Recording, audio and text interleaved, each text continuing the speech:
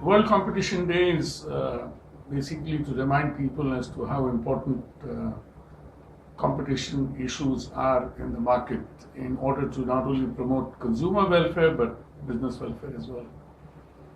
We have thought of 5th December because that was the day when the United Nations adopted the UN set on competition policy and law, which has a long title, and which UNCTAD is the body responsible for implementation. World Competition Day, an initiative of International Network of Civil Society Organizations on Competition, jointly along with UNCTAD, is to ensure that consumers from across the world realize the potential benefits of an effective competition regime. UNCTAD is an appropriate body to manage and play the role in terms of implementing the World Competition Day.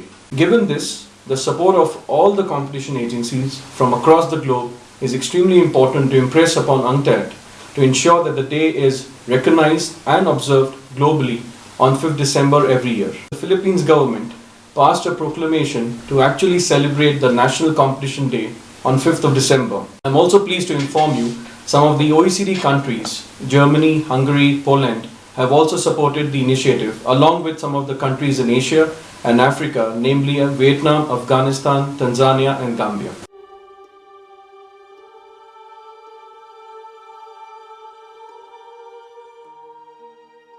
This year, we have taken up the issue of cartels and how does it affect consumer welfare.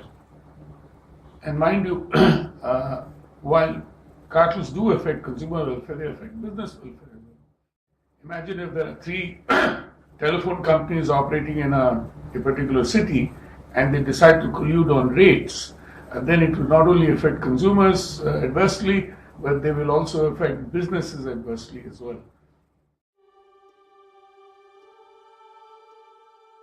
What we hope to do with this the day is to roll out programs of awareness around the world so that consumers and businesses realize how important it is to have a healthy and effective competition regime to regulate the market abuses which continue to prevail and also sap our economy. Thank you.